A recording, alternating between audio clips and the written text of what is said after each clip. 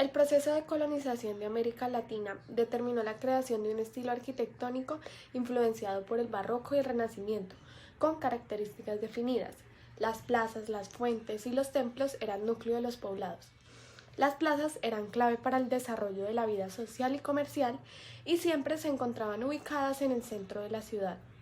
A continuación les voy a explicar las características de la vivienda colonial por medio de esta maqueta. Las viviendas coloniales se caracterizaban por tener un techo en teja de barro, sus fachadas tenían zócalos y a pesar de esto eran fachadas limpias, con ventanas enrejadas y cada ventana tenía un apoyador. Sus puertas eran de 2 hojas y los corredores, tanto exteriores como interiores, tenían que ser anchos para permitir una buena circulación. En su cubierta encontramos las vigas de madera a la vista y en el centro de la casa cada vivienda tenía un patio central desde la cual se articulaban todos los espacios de la vivienda. En el patio central encontramos columnas de madera y las puertas también dentro de la vivienda eran de 2 hojas. En Colombia, a pesar del paso del tiempo y haciendo resistencia a las nuevas tendencias arquitectónicas, existen ciudades que conservan su tipología colonial. A continuación te las presentamos.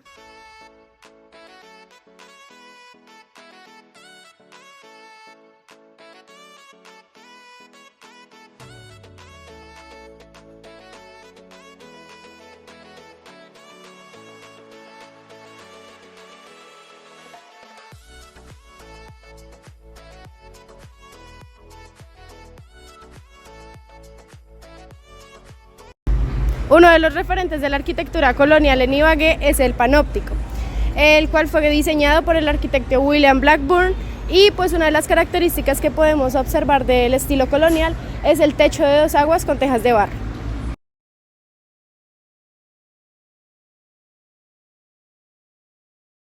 La construcción del panóptico duró 13 años, se inauguró en el siglo XX, en 1905. El estilo estructural del panóptico es en cruz griega, permitiendo que cada pabellón tenga la misma proporción y la misma distancia, siendo vigilada desde un punto central. Las características que encontramos en el panóptico es la fachada monocromática, los arcos de medio punto, las ventanas pequeñas y pues como lo dije anteriormente, el techo en 2 aguas en tejas de barro. En el 2003 el panóptico fue transformado y se convirtió en un museo.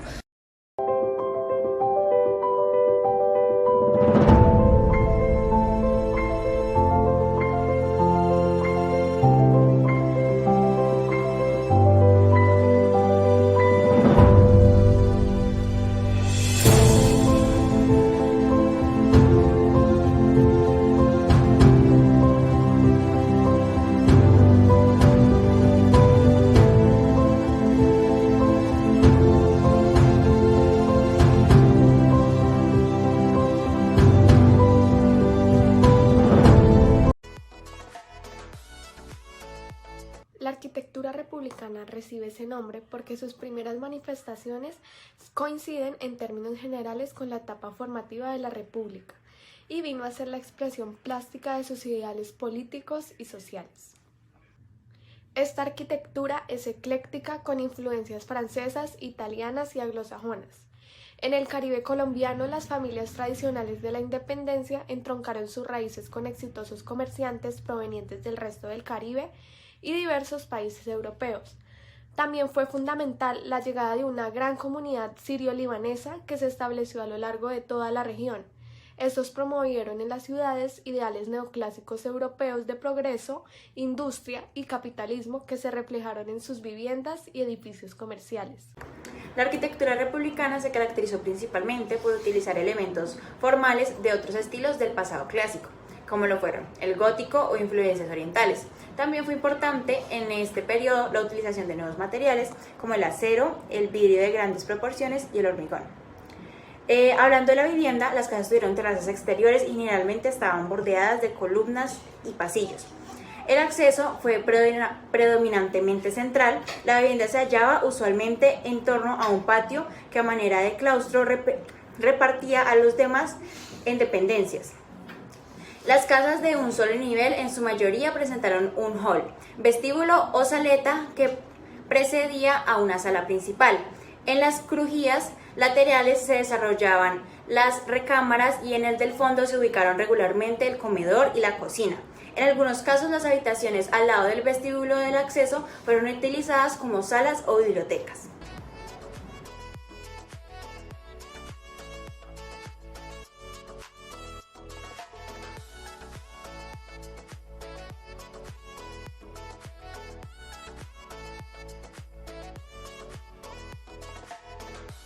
Bueno, como estamos hablando de la arquitectura republicana en Colombia, en Ibagué encontramos el Conservatorio del Tolima, el cual está construido con una arquitectura neoclásica francesa.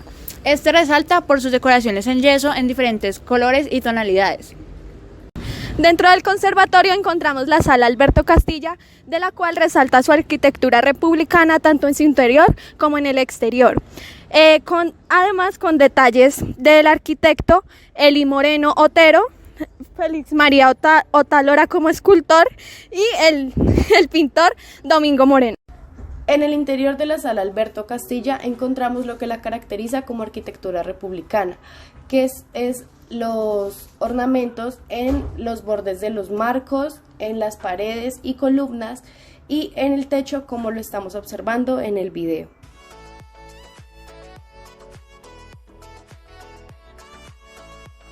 Bueno, ahora nos encontramos en el edificio Urrutia. Este es otro ejemplo de la arquitectura republicana.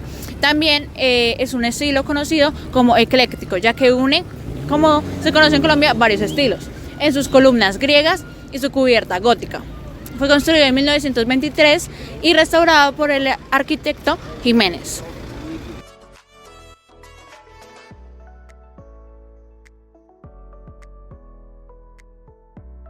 Otro ejemplo de la arquitectura republicana es el edificio nacional o el Consejo Municipal, del que resalta la decoración de la piel de su fachada. Este edificio fue diseñado por el arquitecto Eusebio Santamaría y construido por el ingeniero Jeremías Giraldo. Esta construcción es considerada área de estudio arquitectónico e histórico.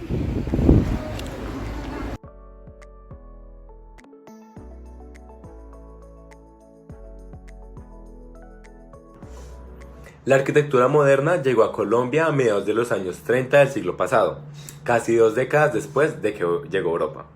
Dicha arquitectura en Colombia no surgió espontáneamente de un movimiento social colectivo, sino que fue inducida por un grupo de profesionales del ámbito de la arquitectura y el urbanismo. Esta significó una ruptura de lo auténtico y fue un cambio radical en cuanto al arquitectónico. Este estilo arquitectónico y su evolución tiene características dentro de la arquitectura moderna de una manera formal. Estas se asocian a la función de las casas y los edificios, abordándose desde un punto de vista analítico y el uso racional de los materiales, la eliminación de ornamentación y decoración, y tuvo una apertura a la innovación estructural. En cuanto a los principios de la arquitectura moderna, son que la forma siga la función. Este es uno de los principios generales del modernismo de la época, lo que significaba que el diseño debía derivar directamente de la finalidad de la obra arquitectónica. Por otra parte, la forma del edificio debía ser sencilla y clara, eliminando todos los detalles innecesarios. Dentro de las características de este estilo arquitectónico son la falta de adornos, el énfasis en las formas rectangulares y en las líneas tanto horizontales como verticales, el uso de materiales y sistemas modernos, el uso también generoso del vidrio y la luz natural, y el uso del sol y la sombra para mejorar el confort humano dentro de las obras arquitectónicas. El estilo de la arquitectura moderna en Colombia lo vamos a ejemplificar mediante los principales exponentes de dicho estilo. Uno de ellos es Rogelio Sarmona. Este fue un arquitecto destacado colombo-francés. Su obra se caracterizaba por estar fuertemente ligada a las raíces latinoamericanas y a su contexto urbano, destacándose por un amplio uso del ladrillo y del hormigón a la vista, presentando elementos del estilo brutalista, aunque sin embargo mantenía el material de construcción definido por el lugar en el que estos se ubicaban. También es amplio el uso del agua como un elemento conector mediante canales, espejos de agua, piscinas y estanques. Uno de los principales materiales constructivos que usaba el arquitecto Rogelio Sarmona era el ladrillo a la vista. Dicho material en las obras respondía tanto a razones como sociales, económicas y estéticas. Él decía que el ladrillo se hacía con barro, lo cual daba mucho trabajo a mucha gente y ayudaba a la parte económica. Es un material muy utilizado en Colombia y era económico en la época. Decía que su color era muy variable y de acuerdo con la luz podía crear destellos de luces y sombras muy bellos. También generaba formas con la misma construcción de los ladrillos y encajaban perfectamente. También él hacía las cuentas para que se lograra hacer una construcción impecable con el número de ladrillos necesarios y no desperdiciar material.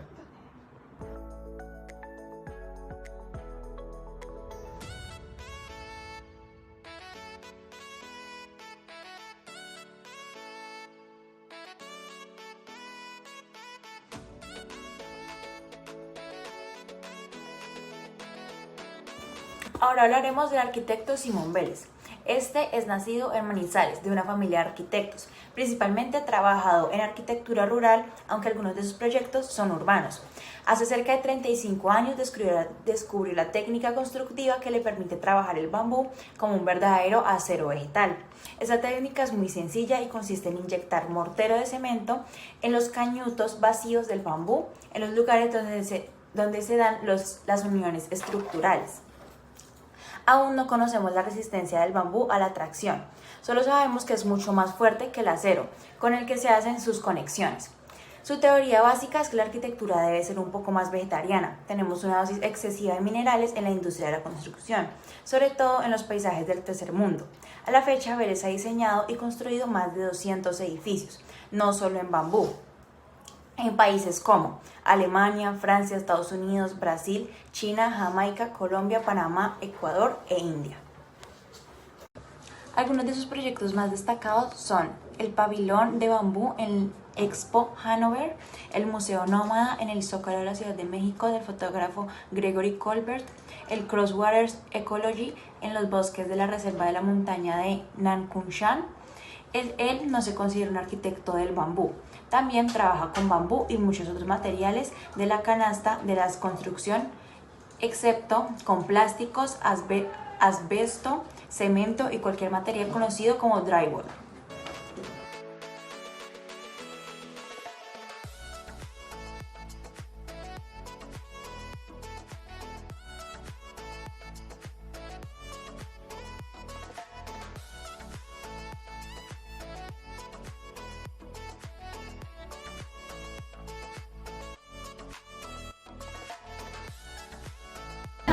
Otro ejemplo de arquitectura moderna en la ciudad de Ibagué es el edificio del Banco Central Hipotecario.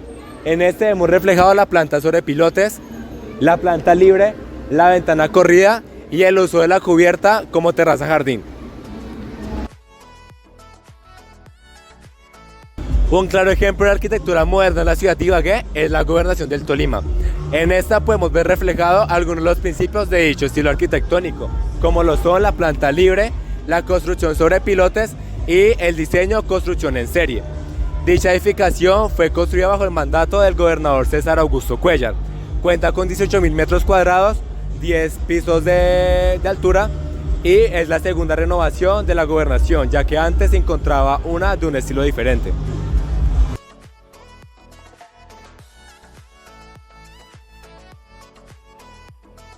Para concluir, podemos darnos cuenta que en nuestra propia ciudad encontramos diferentes estilos arquitectónicos, como el colonial, el republicano y el moderno, al igual diferentes signos de interés patrimonial histórico en cuanto al arquitectónico.